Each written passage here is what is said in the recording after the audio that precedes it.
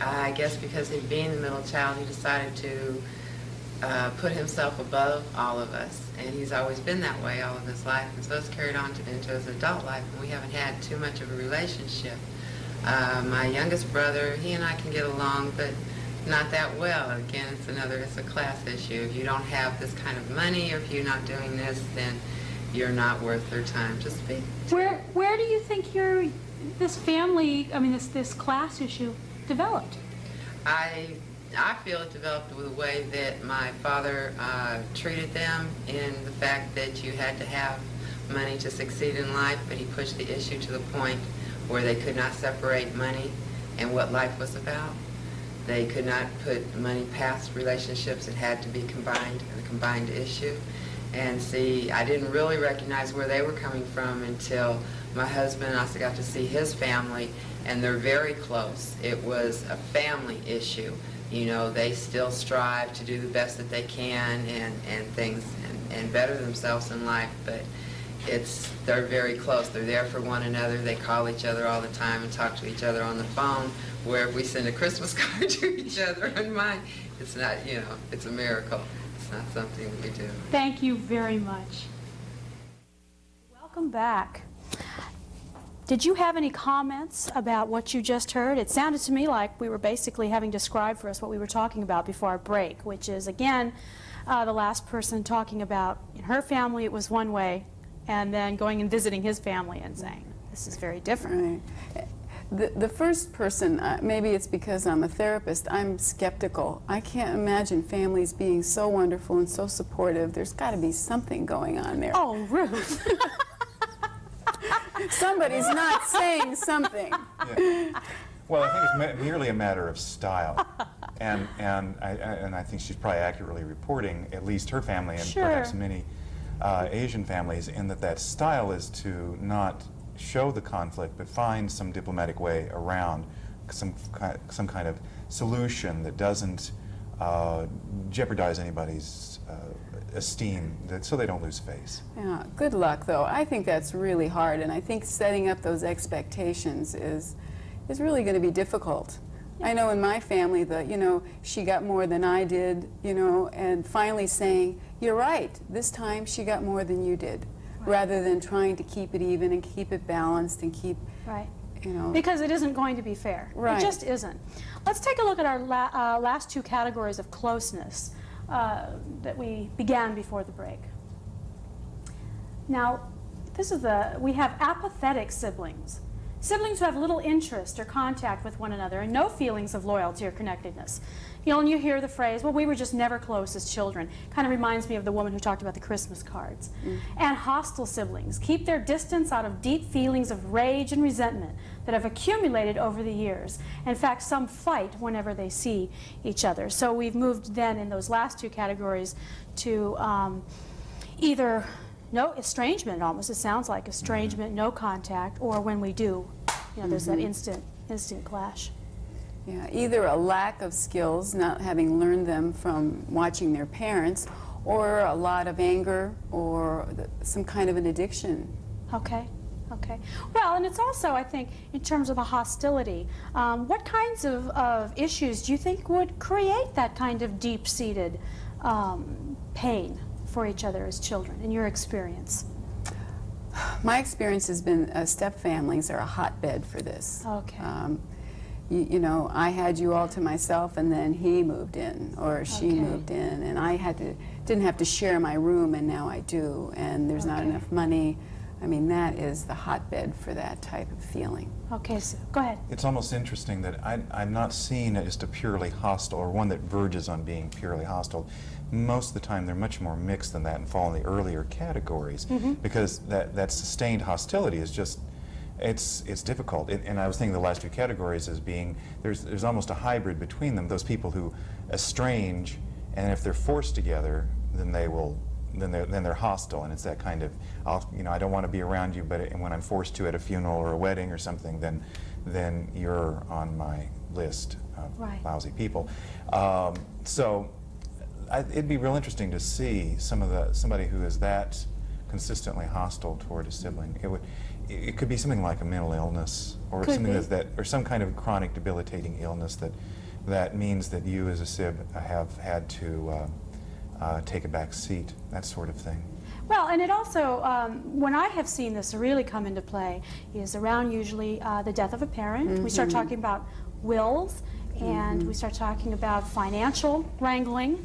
And, you know, I've had clients who, you know, had a fairly, you know, maybe one of the earlier categories in terms of, well, we could get along well enough.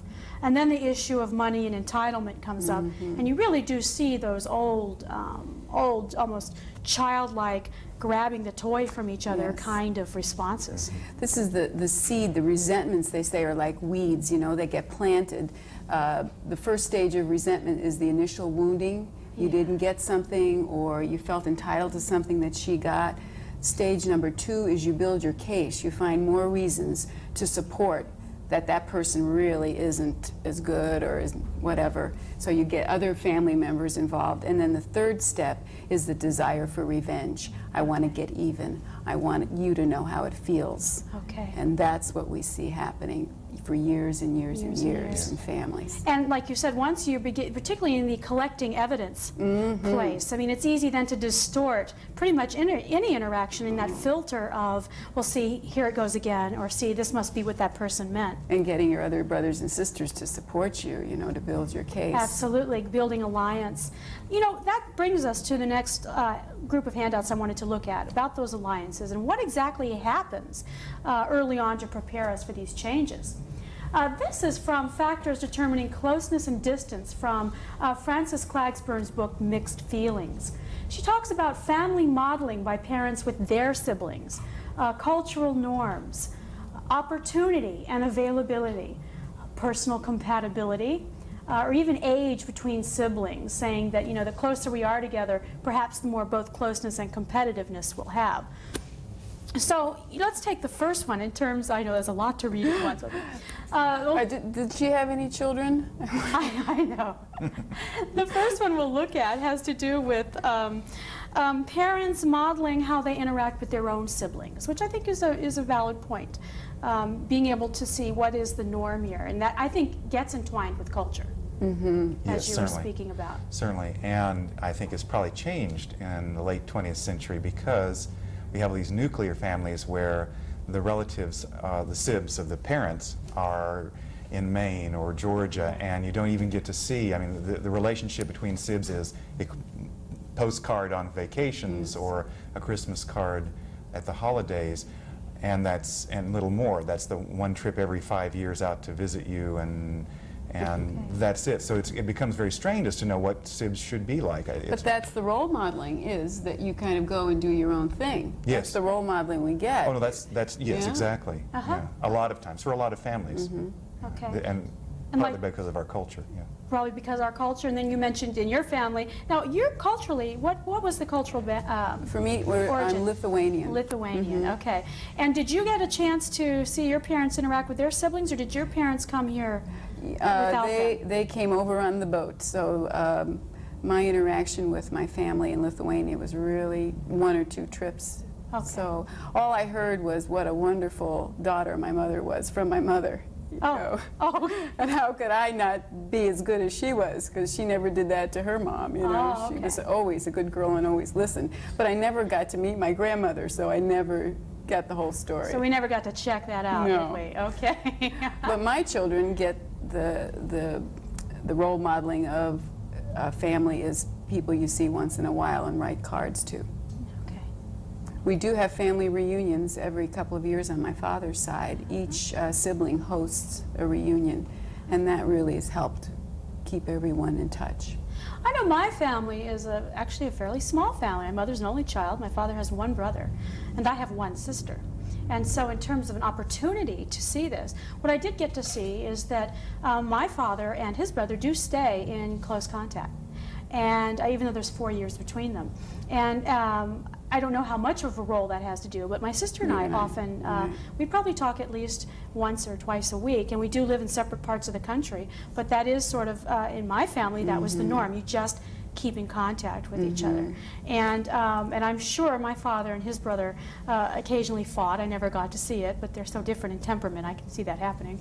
And my sister and I fight. I mean, sometimes, in fact, when I was thinking about it, we could probably fight worse than any fight I could possibly have with my friends. And I'm sure that has to do with knowing each other's weaknesses from a very early age. I mean, there's something about knowing each other's siblings, your soft spots. Yes. You know, remembering the birthday episode when you were 6 years old. And Right. things that, family secrets that no one would ever know. It's amazing, those little vignettes that you remember that become those, that are the seeds for those resentments. That's right. They're almost the emblems, the kind of, this encapsulates the whole relationship, that Christmas win. That's or right. that- You suddenly get a symbol Yes. for that. Yeah. Let's take a look at the last grouping we have in terms of things we could see.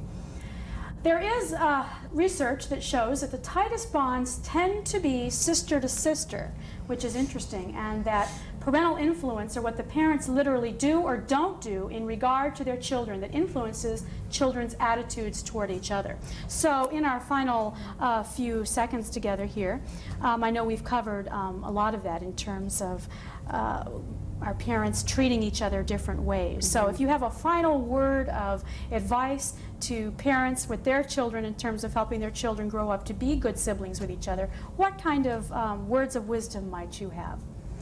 Well, just listening to what we've talked about, I think we need to keep tuned into cultural differences. What's appropriate for one family may not be for the other. So if any advice I have is, don't go out and read those books and then somehow feel inadequate because you're not living up to it. Talk to one another about what feels good in your family, and that's And the let that best be the norm. and the healthiest norm that there could be. And we're going to have to close, but Ed, quickly, do you have anything you want to say? Try to treat the children as individuals. At the same Okay. time, you try to treat them as fairly as possible. Thank you.